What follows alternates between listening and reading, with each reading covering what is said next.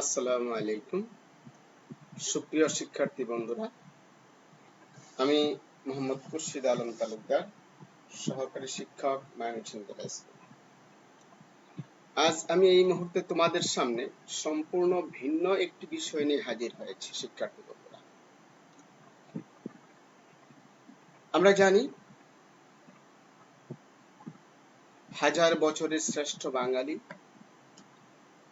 বাঙালির মহানায়ক, রাখাল রাজা বঙ্গবন্ধু শেখ মুজিবুর রহমানের জন্মশতবার্ষিকী। কিন্তু অত্যন্ত দুঃখ ও পরিতাপের সাথে জানাতে হচ্ছে যে সমগ্র দেশ যখন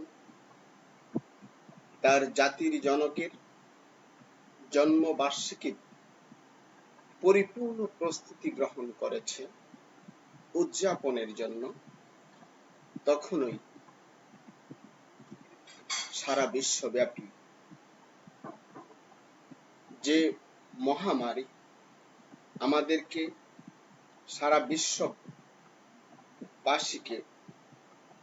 ঠেলে দিয়েছে এক ভয়সংকুল যুদ্ধে, তার নাম হচ্ছে করোনা। আর এই করোনার কারণেই আমরা হাজার বছরের শ্রেষ্ঠ বাঙালির মহানায়কের জন্মশতবার্ষিকীর সকল প্রোগ্রাম বন্ধ করতে বাধ্য হচ্ছে। তারপরে আজ আমি তোমাদের সামনে হাজির হয়েছি এই মহানায়কের জীবনের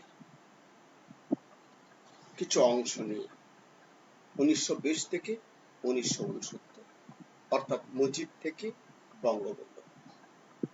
শিক্ষার্থী বন্ধুরা, প্রতিটি জাতির ইতিহাসে, বিশেষত যে জাতি থাকে পরাধীনতার শৃঙ্খলে আবদ্ধ, সেই জাতির মুক্তির ত্রাতা হিসাবে আবির্ভূত হন কোন বিশেষ ব্যক্তি বা মহানায়ক, যিনি নিয়ন্ত্রণ করেন ওই জাতির ইতিহাস, মুক্ত করেন জাতিকে পরাধীনতার শৃঙ্খল থেকে, এনে দেন জাতিকে স্বাধীনতার মুক্ত পতাকা, এনে দেন ভোরের আলোয় লালিমাময় সূর্য, দেন জাতিকে পথ নির্দেশনা, এগিয়ে চলা। তিনিই হন ওই জাতির পিতা। আমি যেমন আমাদের পার্শ্ববর্তী দেশ ভারতের জাতির পিতা মোহনদাস করমচাঁদ গান্ধী, আমি আরো কিছু দেশের জাতির পিতাদের নাম তুলে ধরছি। কম্বোডিয়ার নরোদম সিহানো, কলম্বিয়া সাইমন বলিভার, ইন্দোনেশিয়ার সুকর্ণ, নামিবিয়ার স্যাম নজুমা, দক্ষিণ আফ্রিকার নেলসন ম্যান্ডেলা, তুরস্কের কামাল আতাতুর্ক, শ্রীলঙ্কার ডন স্টিফেন সেনানায়েক, মার্কিন যুক্তরাষ্ট্রের জর্জ ওয়াশিংটন। এমনি অসংখ্য যে সকল দেশ এক সময় ছিল পরাধীনতার শৃঙ্খলে আবদ্ধ, সেই সকল দেশের প্রত্যেকটি দেশের জাতির ত্রাতা হিসেবে আবির্ভূত হয়েছিলেন তেমনি কিছু নাম, যারা ইতিহাসের পাতায় অক্ষর হয়ে রয়েছেন। তেমনি আমাদের বাঙালির হাজার বছরের স্বাধীনতার লালিত স্বপ্ন যিনি পূরণ করে দিয়েছিলেন, যিনি তার জীবনের বিনিময়ে সারাটি জীবন বাঙালির স্বাধীন চেতনাকে, স্বাধীনতার লালিত স্বপ্নকে বাস্তবায়নের জন্য দিয়ে গেছেন তার জীবনের শেষ রক্তবিন্দু, তিনিই হলেন আমাদের জাতির পিতা শেখ মুজিবুর রহমান, যিনি আমাদের এনে দিয়েছেন হাজার বছরের বাঙালির লালিত স্বপ্ন স্বাধীনতা। তিনি আমাদের অবিসংবাদিত নেতা বঙ্গবন্ধু শেখ মুজিবুর রহমান। তিনি ছিলেন এ মাটির সর্বকালের সর্বশ্রেষ্ঠ সন্তান। আমরা আজ শ্রদ্ধা ভরে এই জাতির পিতাকে স্মরণ করছি।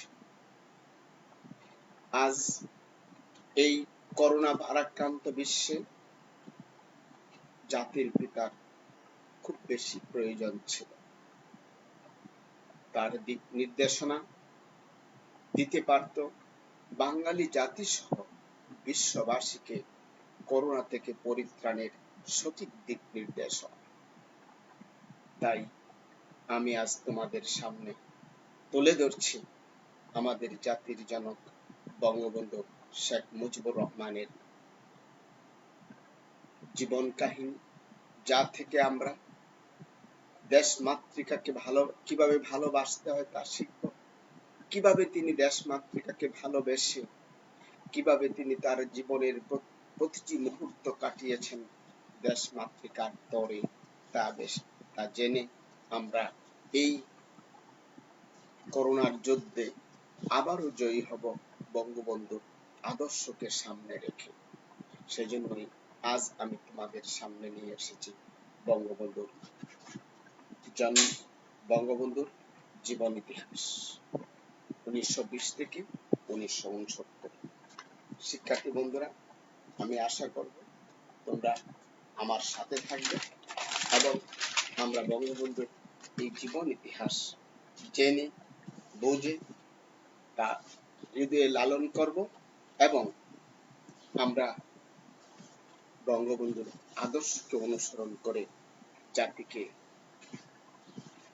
মুক্তির পথ নির্দেশনা দেব ইনশাআল্লাহ। শিক্ষার্থী বন্ধুরা,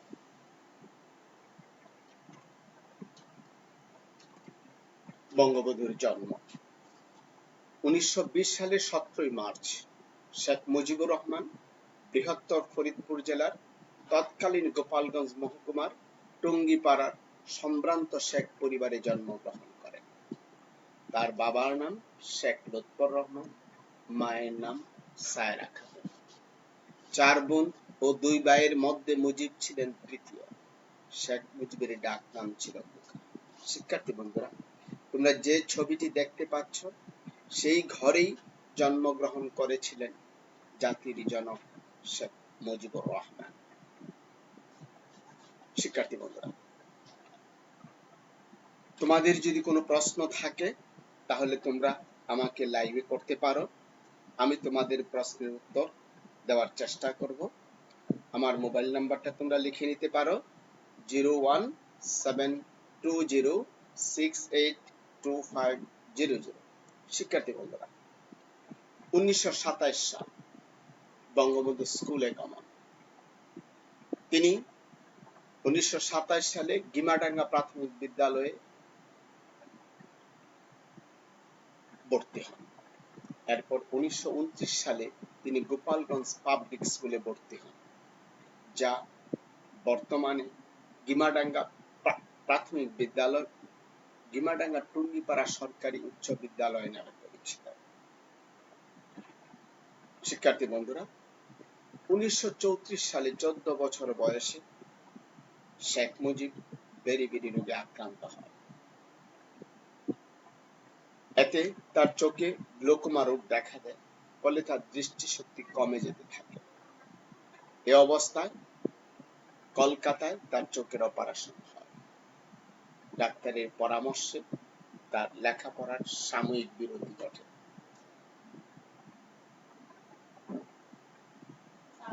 শিক্ষার্থী বন্ধুরা, বঙ্গবন্ধু পুনরায় স্কুলে গমন করেন 1937 সালে। চক্ষু রোগে 4 বছর শিক্ষা জীবন ব্যাহত হওয়ার পর শেখ মুজিব পুনরায় স্কুলে ভর্তি হন, কিন্তু পূর্বের স্কুলে তিনি আর ভর্তি হতে চান, কারণ ততদিনে তার বন্ধু বান্ধবগণ উপরের ক্লাসে উঠে গেছে। তাই তিনি ভর্তি হন Gopalganj Mathuranath institute missionary high স্কুলে, যা বর্তমানে সরকারি বঙ্গবন্ধু বিশ্ববিদ্যালয় কলেজ নামে পরিচিত। শিক্ষার্থী বন্ধুরা, 1939 সাল বঙ্গবন্ধু তখন 8ম শ্রেণীর ছাত্র। তখনই ঘটে এক বিস্ময়কর বালকের অভ্যুদয়। কে জানতো এই চিপচিপে বালকটি একদিন এনে দিবে হাজার বছরের বাঙালির লালিত স্বপ্ন স্বাধীনতা? কে জানতো এই বালকটি একদিন হয়ে উঠবে বাঙালির, কে জানতো একদিন এই বালকটি হয়ে উঠবে বাঙালির ত্রাতা, জাতির জনক? কে জানতো এই বালকটি একদিন হয়ে উঠবে বাঙালির ইতিহাসের গতিধারার মূল অংশ? সেদিন মথুরানাথ ইনস্টিটিউটে এসেছিলেন, পরিদর্শনে এসেছিলেন অবিভক্ত বাংলার মুখ্যমন্ত্রী শেরে বাংলা একে ফজলুল হক, এবং তার সাথে এসেছিলেন গণতন্ত্রের মানসপুত্র হোসেন শহীদ সোহরাওয়ার্দী। পরিদর্শন শেষে মুখ্যমন্ত্রী যখন স্কুল ত্যাগ করছেন, তখনই ওই বালকটি তার বন্ধু বান্ধবদেরকে নিয়ে মুখ্যমন্ত্রীর পথ আগলে দাঁড়ান। কারণ তারা যে শ্রেণীতে ক্লাস করে সেই শ্রেণীর ছাদ বেয়ে বৃষ্টির পানি পড়ে, ফলশ্রুতিতে তাদের ক্লাস করতে সমস্যা। মুখ্যমন্ত্রী এই বালকের সাহস দেখে অভিভূত হন। তিনি তার কাছে জানতে চান ওই ছাদ মেরামতের জন্য কত টাকা প্রয়োজন। বঙ্গবন্ধু উত্তর দেন 1200 টাকা প্রয়োজন। সঙ্গে সঙ্গে মুখ্যমন্ত্রী শেরে বাংলা একে ফজলুল হক গোপালগঞ্জ মহকুমার প্রশাসককে ডেকে ওই 1200 টাকার ব্যবস্থা করে দেন ছাদ মেরামতের জন্য। আর দূরে দাঁড়িয়ে গণতন্ত্রের মানসপুত্র হোসেন শহীদ সোহরাওয়ার্দী দেখছিলেন আগামীর স্বপ্নদ্রষ্টা স্বাধীন বাংলার স্থপতিকে। তিনি শেখ মুজিবের সৎ সাহস, কর্তব্যবোধ এবং ন্যায় নিষ্ঠা দেখে অভিভূত হন। তিনি ডাক বাংলোয় ফিরে শেখ মুজিবকে ডেকে পাঠালেন, তার সঙ্গে কথা বললেন, তাকে বললেন কলকাতায় যেন তার সঙ্গে দেখা করেন। পরবর্তীতে এই হোসেন শহীদ সোহরাওয়ার্দীর হাত ধরেই শেখ মুজিবের রাজনীতিতে প্রবেশ। শিক্ষার্থী বন্ধুরা, আমরাও বঙ্গবন্ধু শেখ মুজিবের ন্যায় আমাদের কর্তব্যবোধে ন্যায় নিষ্ঠায় হব হিমালয়ের মতো অবিচল। তাই তো শেখ মুজিবকে দেখে কিউবার রাষ্ট্রপ্রধান ফিদেল ক্যাস্ট্রো বলেছিলেন, আমি হিমালয় দেখিনি, কিন্তু আমি শেখ মুজিবকে দেখেছি। যাক শিক্ষার্থী বন্ধুরা, 1940 সাল বঙ্গবন্ধু নিখিল ভারত ছাত্র ফেডারেশনে যোগদান করেন এবং 1 বছরের জন্য বেঙ্গল মুসলিম লীগ ফেডারেশনের কাউন্সিলর নির্বাচিত হন। তাকে গোপালগঞ্জ মুসলিম ডিফেন্স কমিটির সেক্রেটারি নিযুক্ত করা হয়। শিক্ষার্থী বন্ধুরা, 1942 সাল এসএসসি পাশ করার পর বঙ্গবন্ধু কলকাতা ইসলামিয়া কলেজে মানবিক বিভাগে ইন্টারমিডিয়েট ক্লাসে ভর্তি হন এবং তোমরা ছবিতে যে হোস্টেলটি দেখতে পাচ্ছ সেটি কলকাতার বেকার হোস্টেল। এই বেকার হোস্টেলের 214 নম্বর কক্ষে বঙ্গবন্ধু অবস্থান করেছিলেন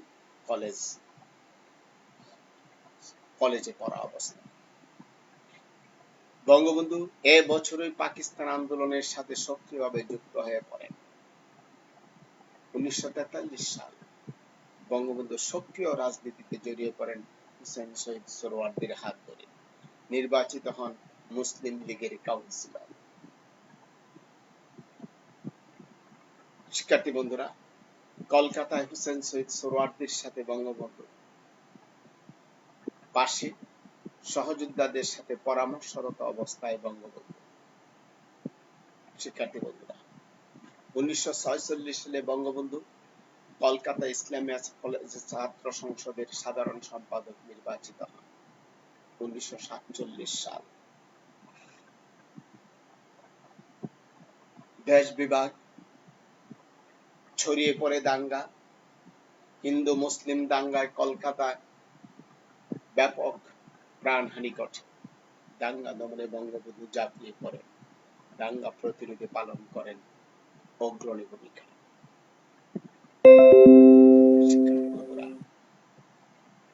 1948 সাল দেশভাগের পর বঙ্গবন্ধু ভর্তি হন ঢাকা বিশ্ববিদ্যালয়ের আইন বিভাগে।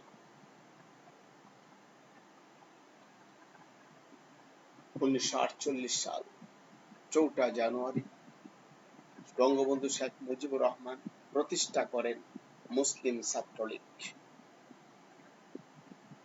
প্রথম সভাপতি ছিলেন দবির উদ্দিন আহমেদ। তোমরা ছবিটি, ডান পাশের ছবিটি তোমরা অবশ্যই দেখতে পাচ্ছ।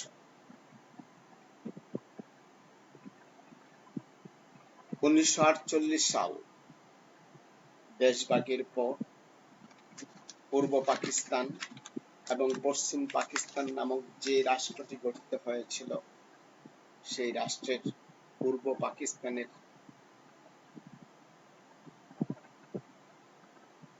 পাকিস্তানের প্রধানমন্ত্রী ছিলেন খাজা নাজিমউদ্দিন।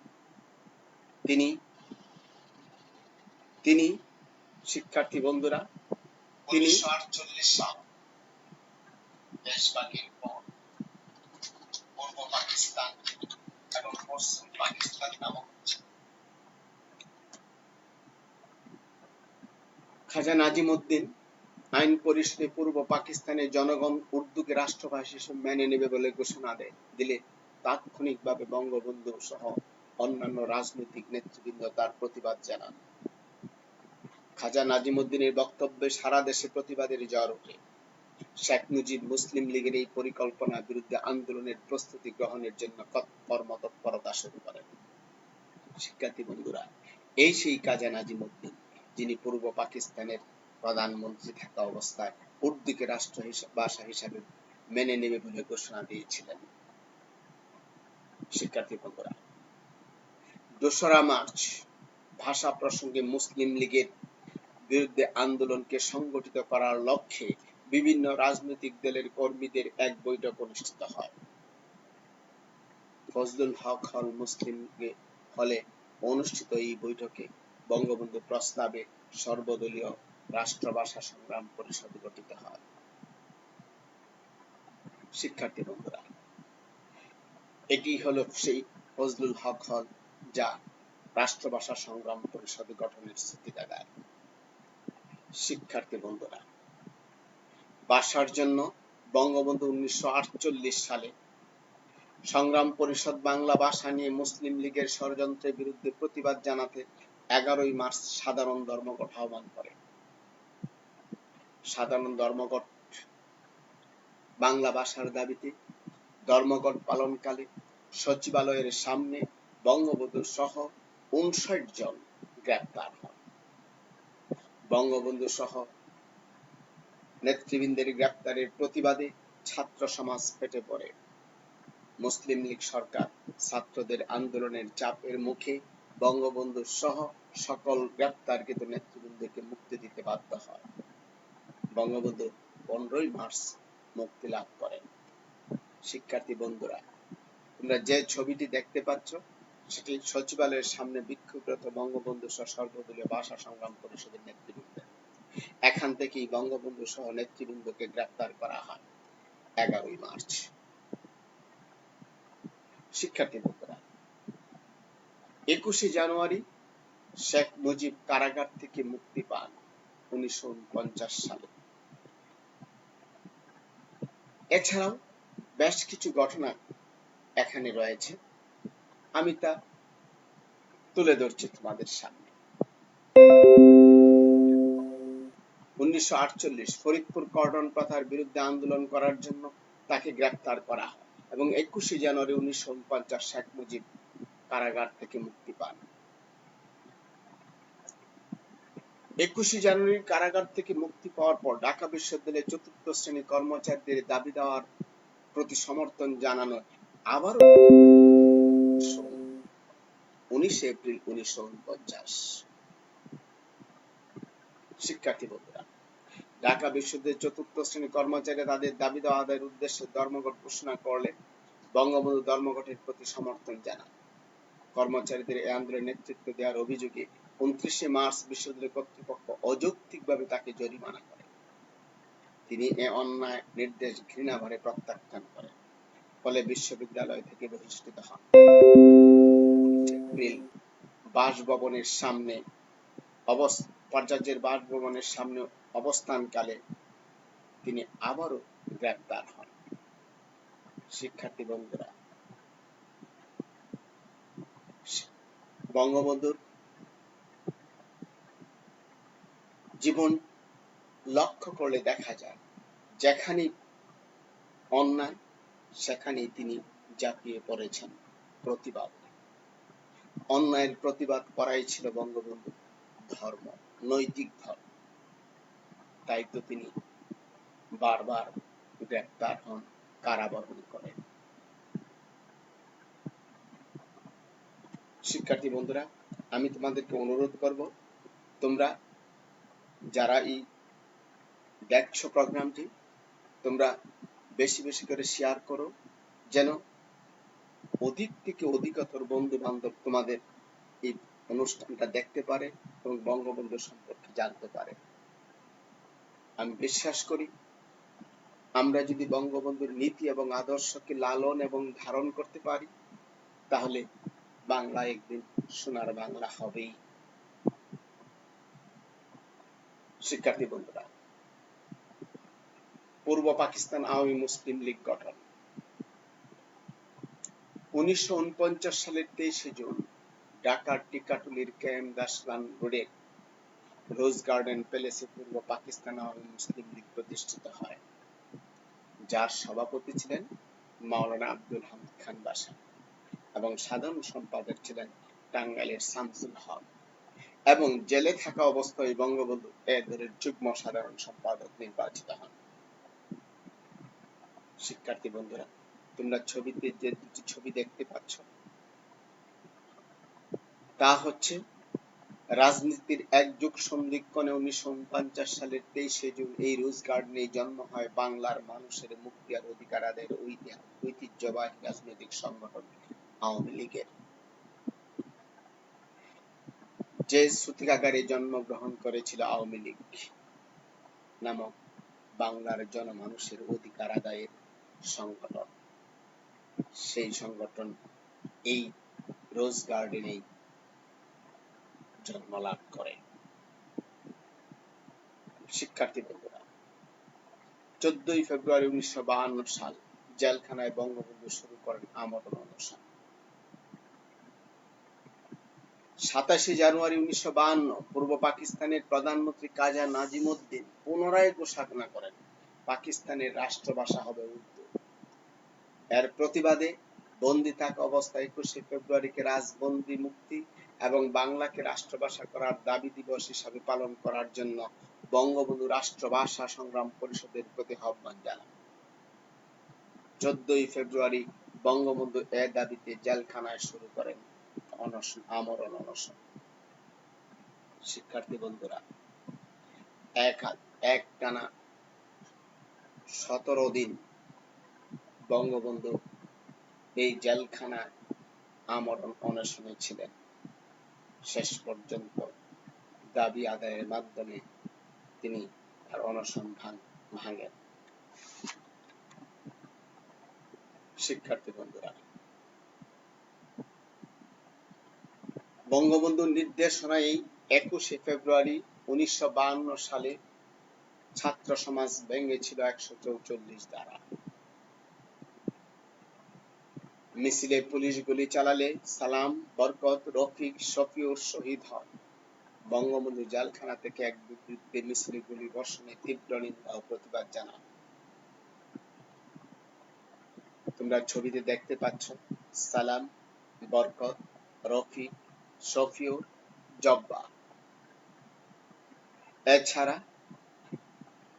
বাম পাশের ছবিতে দেখা যাচ্ছে ঢাকা বিশ্ববিদ্যালয়ের বর্তমান ঢাকা মেডিকেল কলেজের সামনে গেটের সামনে আম্র কাননে ভাষা সংগ্রাম পরিষদের নেতৃবৃন্দ 144 ধারা ভাঙ্গার জন্য মিটিং মিছিল করছে। শিক্ষার্থী বন্ধুরা, 1952 সালের ডিসেম্বর মাসে বঙ্গবন্ধু শেখ মুজিবুর রহমান চীনের পিকিং এ বিশ্ব শান্তি সম্মেলনে যোগদান করেন। তার সঙ্গে ছিলেন রাজনীতিবিদ ও লেখক আতাউর রহমান, তোফাজ্জল হোসেন মানিক মিয়া, সাংবাদিক, যিনি ইত্তেফাকের প্রতিষ্ঠাতা। পিকিং সম্মেলনে বঙ্গবন্ধু শেখ মুজিবুর রহমানকে চীনের নেতৃবৃন্দ তুলে দিচ্ছেন। শিক্ষার্থী বন্ধুরা, বঙ্গবন্ধু পূর্ব পাকিস্তান আওয়ামী মুসলিম লীগের সাধারণ সম্পাদক নির্বাচিত হন 1953 সালে। 1953 সালে ঢাকার মুকুল প্রেক্ষাগৃহে পূর্ব পাকিস্তান আওয়ামী মুসলিম লীগের সম্মেলনে শেখ মুজিবুর রহমান সাধারণ সম্পাদক নির্বাচিত হন। 1966 সাল পর্যন্ত 13 বছর তিনি মুসলিম আওয়ামী লীগের সাধারণ সম্পাদক হিসেবে দায়িত্ব পালন করেন। উল্লেখ্য যে পূর্ব পাকিস্তান আওয়ামী মুসলিম লীগ ছিল তৎকালীন পাকিস্তানের প্রধান বিরোধী দল।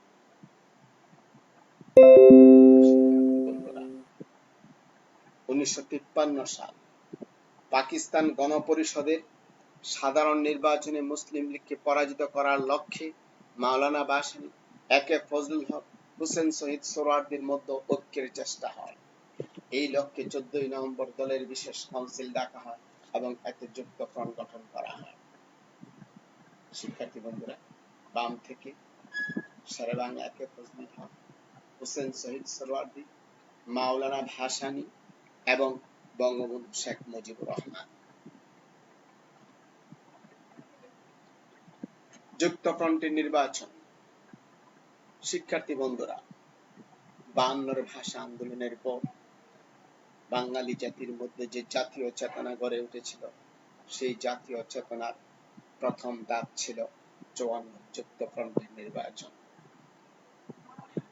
54 যুক্তফ্রন্টের নির্বাচনে বঙ্গবন্ধু সহ অন্যান্য নেতৃবৃন্দ ছুটে বেড়ান বাংলার এক প্রান্ত থেকে ও প্রান্ত পর্যন্ত। তারই কিছু দৃশ্য এখানে। বঙ্গবন্ধু, হুসেন শহীদ সোহরাওয়ার্দী, শেরেবাংলা একে ফজলুল হক। যুক্তফ্রন্টের নির্বাচনে মুসলিম লীগের ভরাডুবি ঘটে।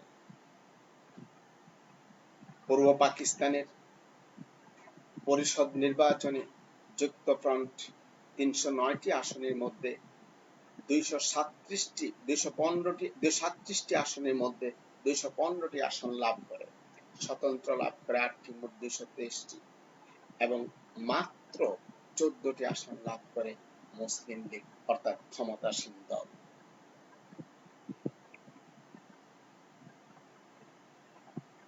যুক্তফ্রন্টের নির্বাচন বিপুল বিজয়ের পর যুক্তফ্রন্ট সরকার গঠন করে এবং বঙ্গবন্ধু ওই যুক্তফ্রন্টের মন্ত্রিসভার সর্বকনিষ্ঠ মন্ত্রী কৃষি ও বন হিসাবে সর্বকনিষ্ঠ মন্ত্রী হিসাবে শপথ গ্রহণ করেন। শিক্ষার্থী বন্ধুরা, বাম পাশের ছবিতে 15 মে 1954 ফজলুল হক যুক্তফ্রন্টের মন্ত্রিসভার মন্ত্রী হিসাবে শপথ গ্রহণ করছেন বঙ্গবন্ধু শেখ মুজিবুর রহমান। মন্ত্রিত্ব গ্রহণের পর শেখ মুজিবুর রহমানকে নেতৃবৃন্দ ফুলের মালা দিয়ে বরণ করে নিচ্ছেন। শিক্ষার্থী বন্ধুরা, মাত্র 34 বছর বয়সে বঙ্গবন্ধু যুক্তফ্রন্টের মন্ত্রিসভার মন্ত্রী হিসাবে শপথ গ্রহণ করেছিলেন। শিক্ষার্থী বন্ধুরা, ত্যাগ, তিতিক্ষা, দেশপ্রেম এবং ভালোবাসা বঙ্গবন্ধুকে এনে দিয়েছিল এই সাফল্য। আমরাও তার আদর্শে বলীয়ান হব, দেশকে ভালোবাসবো, দেশ মাতৃকাকে ভালোবাসবো, তার নীতি ও আদর্শকে আমরা ধারণ করব। শিক্ষার্থী বন্ধুরা, 1955 সাল 17 জুন ঢাকার পল্টন ময়দানের জনসভা থেকে বঙ্গবন্ধু পূর্ব পাকিস্তানের স্বায়ত্তশাসন দাবি করে 21 দফা ঘোষণা করেন।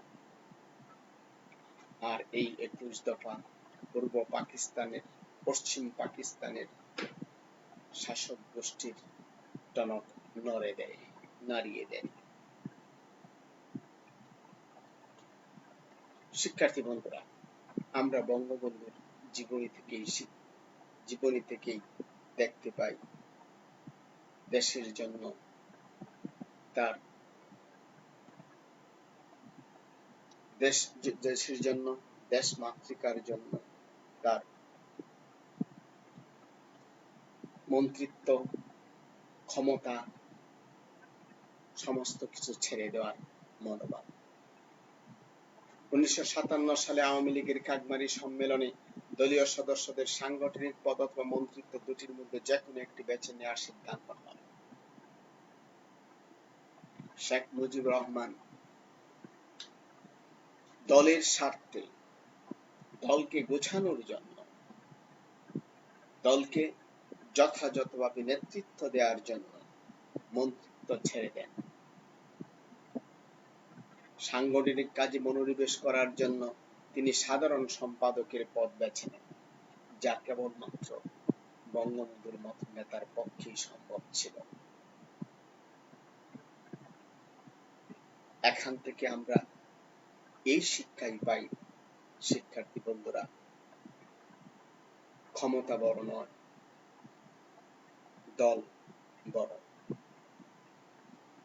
কারণ তিনি উপলব্ধি করেছিলেন যে জনতাকে যদি সংঘবদ্ধ করতে হয় তবে মন্ত্রিত্ব ছেড়ে তাকে দলে ফিরে যেতে হবে।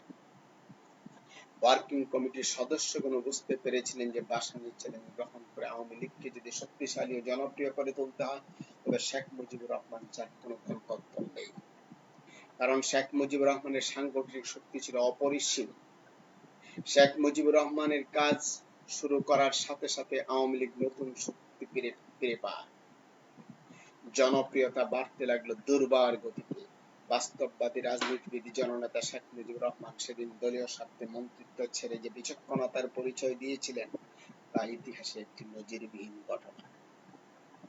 আমরা এখান থেকে এই শিক্ষাই পাই, ক্ষমতার চেয়ে দল অনেক বড়। শিক্ষার্থী বন্ধুরা, 1958 সালে আইয়ুব খান সামরিক শাসন জারি করেন এবং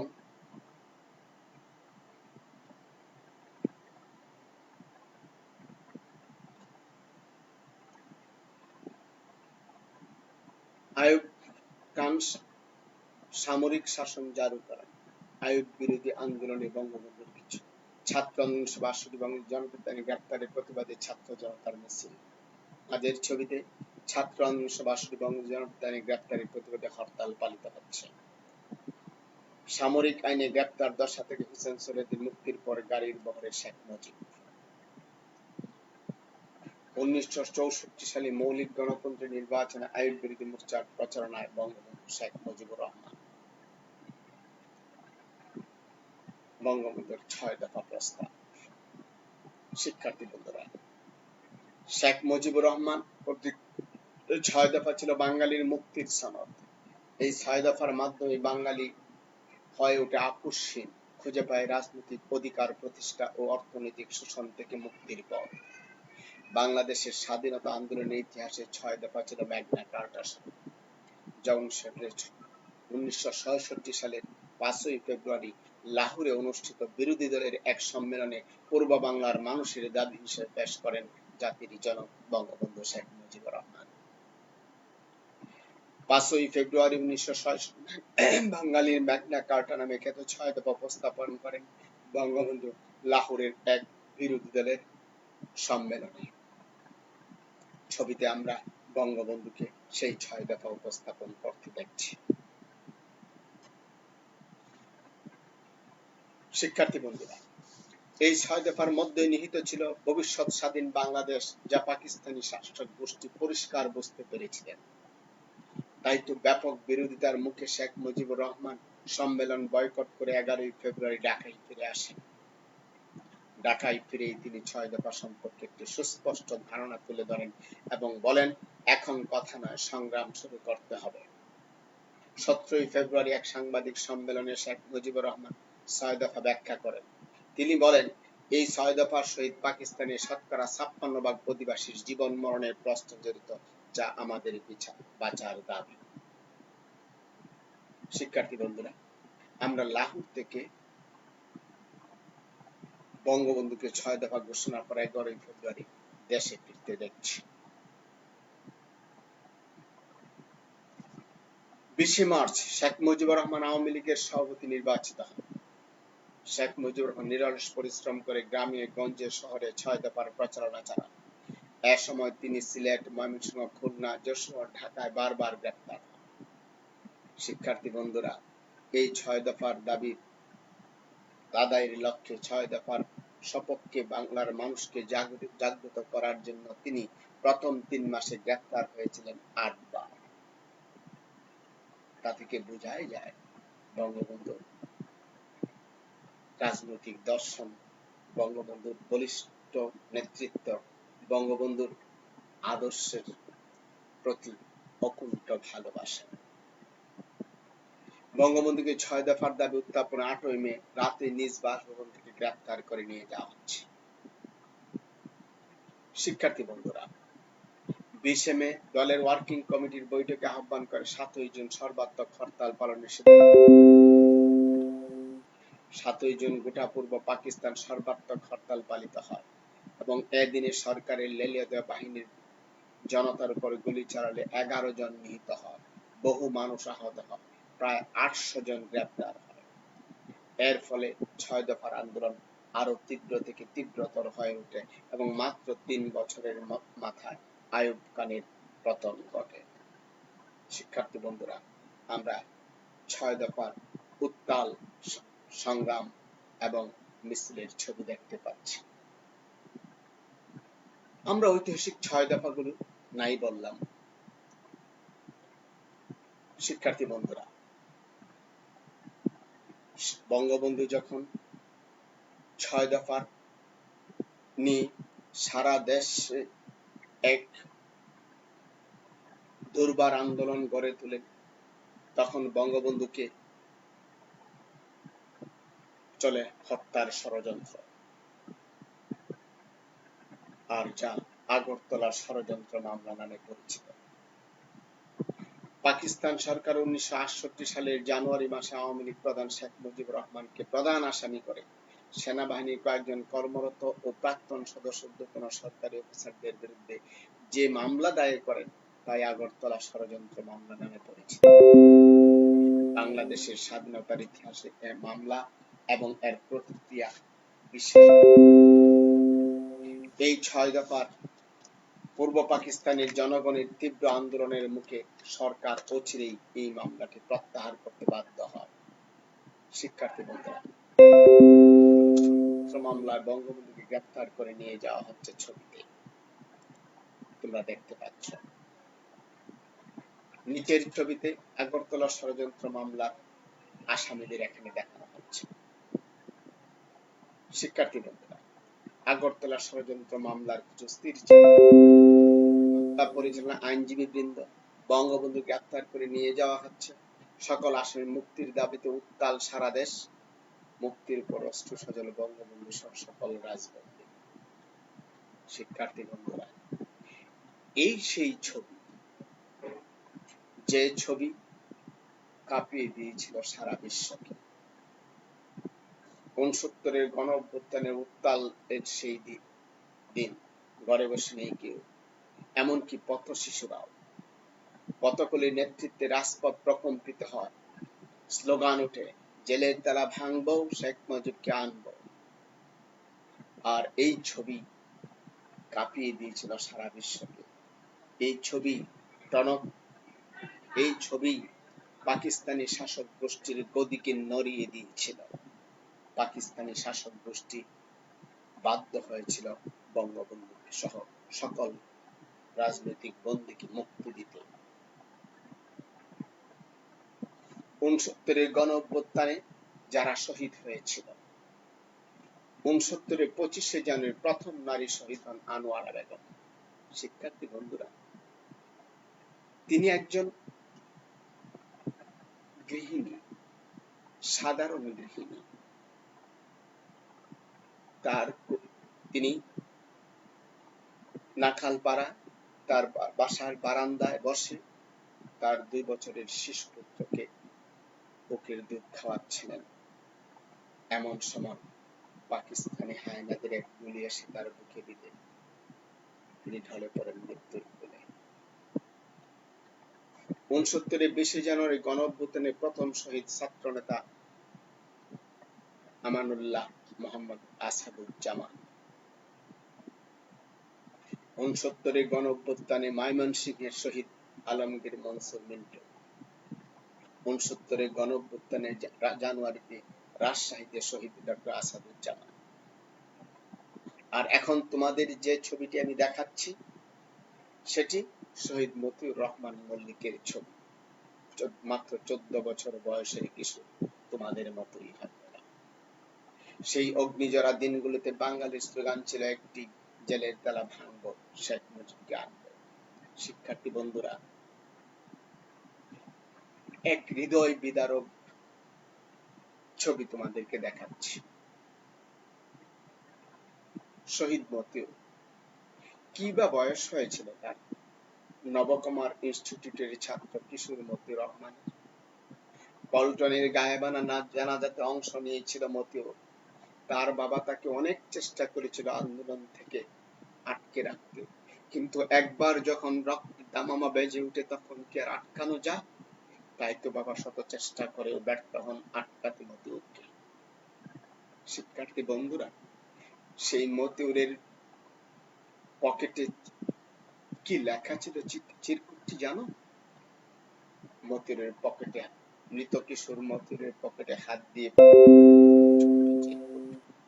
যাতে লেখা ছিল, মা, আমি মিছিলে যাচ্ছি, যদি ফিরে না আসি তাহলে মনে করো তোমার মতিউর বাংলার মানুষের জন্য, শেখ মুজিবের জন্য জীবন দিয়ে গেল। ইতি মতিউর। এমনি ভাবে তখনকার প্রতিটি বাঙালি জীবন দিতে প্রস্তুত ছিল বাংলার মহান নেতার জন্য। আজকে তাই ২০২০ সালের এই করোনার যুদ্ধে আমি তোমাদেরকে বলবো, তোমরা এই যুদ্ধ ঘরে থেকে, কিছু কিছু যুদ্ধ আছে যা ঘরে থেকে করতে হয়। শিক্ষার্থী বন্ধুরা, আমাদেরকে এই যুদ্ধ সেই ১৯৬৯, ৭০, ৭১-এর যুদ্ধের মতো বাইরে যে মিছিলে নয়, আমাদেরকে এই যুদ্ধ করতে হবে ঘরের ভেতর থেকে। তাই তোমাদেরকে অনুরোধ করব, সেই মতিউরের মতো তোমরাও এই করোনার যুদ্ধে জয়ী হবে যদি তোমরা ঘরে থাকো। তাই তোমরা ঘরে থেকো এবং ঘরে থেকো। শিক্ষার্থী বন্ধুরা, ৬৯-এর সেই রক্তজরা দিনগুলোর কিছু ছবি এখানে তুলে ধরা হয়েছে, যখন সারা বাংলা ছিল মিছিলে মিছিলে প্রকম্পিত। প্রতিদিন এই জ্বর ছিল তাজা খুন, কিন্তু রক্তে যখন বেজে ওঠে ধামামা, তখন কি আর আটকে রাখা যায় বীর বাঙালিকে? তাই তো সেদিন রাজশাহী, ঢাকা, ময়মনসিংহ, চট্টগ্রাম সহ সারা দেশ জুড়ে পাকিস্তানি হায়নার দল যখন ছুড়েছে, কিন্তু বাঙালিদেরকে আটকে রাখানো সম্ভব হয়নি। উত্তাল ছিল সারা বাংলা। জনতার বাংলার প্রকম্পিত বাংলায় পাকিস্তানি হারিয়ে দিয়েছিল। পাকিস্তানি শাসক গোষ্ঠী বাধ্য হয়েছিল বঙ্গবন্ধু সহ সকল রাজবন্দীকে মুক্তি দিতে। এই সেই মহান রকম। আমার সর্বশেষ স্লাইড শিক্ষার্থী বন্ধুরা, 1969 23 ফেব্রুয়ারি আগরতলা ষড়যন্ত্র মামলা থেকে সদ্য অব্যাহতিপ্রাপ্ত শেখ মুজিবুর রহমানকে রেসকোর্সের বিশাল নাগরিক সংবর্ধনা 10 লাখ ছাত্র জনতার উপস্থিতিতে তৎকালীন ডাকসুর ভিপি তোফায়েল আহমেদ যা বঙ্গবন্ধু শেখ মুজিবুর রহমানকে বঙ্গবন্ধু উপাধি ভূষিত করেন। আর সেই থেকেই তিনি বাংলার বন্ধু বঙ্গবন্ধু। এর পরদিন পত্রিকায় যেভাবে এসেছিল, কেন্দ্রীয় সর্বদলীয় ছাত্র সংগ্রাম পরিষদের পক্ষ হতে অদ্য রবিবার শেখ মুজিবুর রহমানের গণসংবর্ধনা, রমনা রেসকোর্স ময়দান, বিকেল 2টা। সেই 10 লক্ষ জনতার উপস্থিতিতে তৎকালীন ডাকসুর ভিপি তোফায়েল আহমেদ শেখ মুজিবুর রহমানকে বঙ্গবন্ধু উপাধিতে ভূষিত করেন। আর সে থেকেই তিনি হলেন বাংলার বন্ধু বঙ্গবন্ধু। শিক্ষার্থী বন্ধুরা, আজ এ পর্যন্তই। তোমরা ভালো করোনার এই যুদ্ধে তোমরা অবশ্যই ভালো থাকবে, ঘরে থাকবে, বের হবে না। আমাদের ময়মনসিংহ অনলাইন স্কুলের যে শ্রেণী কার্যক্রমগুলো পরিচালিত হচ্ছে, তোমরা সেই শ্রেণী কার্যক্রমগুলো ভালোভাবে লক্ষ্য করবে এবং আমাদের শিক্ষকদের আমরা তোমাদেরকে যে নির্দেশনা প্রদান করছি, যে বাড়ির কাজ দিচ্ছি, সেই বাড়ির কাজগুলো যথাযথভাবে করবে, এই আশা ব্যক্ত করে আমি আজ এখানে আমার এই শ্রেণীর কার্যক্রম। আল্লাহ হাফেজ। ভালো থেকো শিক্ষার্থী বন্ধুরা।